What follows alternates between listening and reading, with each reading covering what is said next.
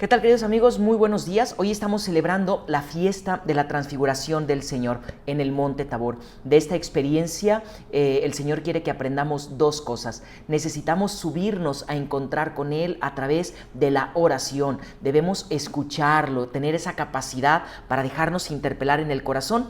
Y a la vez, lo segundo que vamos a aprender es que necesitamos compartir con nuestros hermanos lo que hemos escuchado. En el Evangelio de Lucas 9, del 28 al 36, vamos a escuchar este pasaje. En aquel tiempo Jesús se hizo acompañar de Pedro, Santiago y Juan y subió a un monte para hacer oración. Mientras oraba, su rostro cambió de aspecto y sus vestiduras se hicieron blancas y relampagueantes.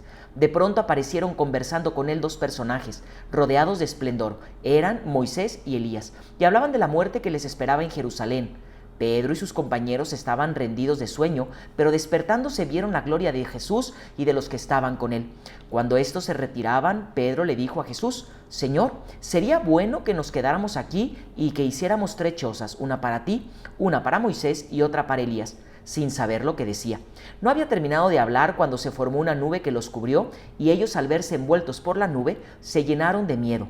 De la nube salió una voz que decía: Este es mi Hijo, mi escogido, escúchenlo. Cuando cesó la voz, se quedó Jesús solo. Los discípulos guardaron silencio y por entonces no dijeron a nadie nada de lo que habían visto. Palabra del Señor. Hermano, lo primero que debemos tener claro es que cuando la Biblia nos habla de la montaña, del monte, pues representa ese lugar de encuentro con el Señor. Y ahí, en esa intimidad con Dios, Jesús se transfigura en su presencia y en ese momento se escuchó la voz del Padre que les invita a que escuchen a su Hijo. Estamos llamados a eso, hermanos, a escuchar a Jesús. Solo oyendo a Jesús, teniendo un encuentro con Él, podremos tener esa plenitud de nuestra vida.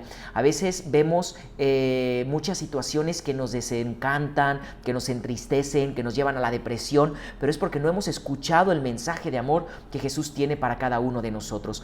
Hay dos formas de encontrarnos con Dios o de ver a Jesús: desde la planicie y desde la altura. En la altura, hermanos, pues nosotros podemos ver ese Jesús que se entrega, ese Dios que se revela, ese Dios que se nos manifiesta, pero desde la planicie, hermano, vemos a Jesús muchas veces con criterios humanos, haciendo una aplicación de nuestra vida, cuando no vamos a esa altura a encontrarnos con Dios, cuando no lo escuchamos en su palabra, cuando no lo frecuentamos en sus sacramentos. En esa planicie, las dificultades de nuestra vida nos van a cansar, vamos a buscar solamente el éxito humano, la gloria de los seres humanos, ser reconocidos, etc. Y cuando vienen las dificultades, nos vamos a ver vencidos muy fácilmente. No vamos a luchar, el cansancio va a ser insoportable, etc.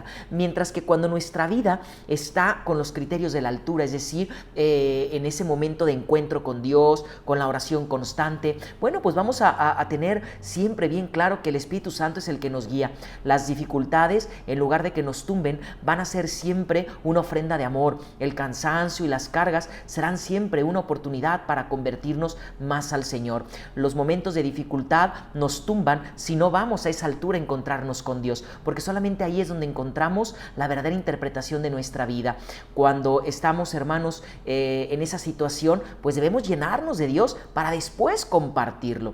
El Señor le dice a los discípulos que hay que bajar, no se podían quedar estancados. Pedro tiene la tentación de ser tres chozas, de quedarse allí instalados, y no podemos sucumbir a esta tentación. Tenemos que ir a compartir lo que hemos vivido con nuestros hermanos que están afligidos, con los enfermos, con los fatigados, con los ignorados, con los pobres, porque Dios nos llena para que nosotros lo compartamos a los demás. Así que ánimo, ya saben, a llenarnos de Dios y a compartir eso que Dios nos da con todos nuestros hermanos. Que la bendición de Dios Todopoderoso, que es Padre, Hijo y Espíritu Santo, descienda sobre ustedes y permanezca para siempre. Amén.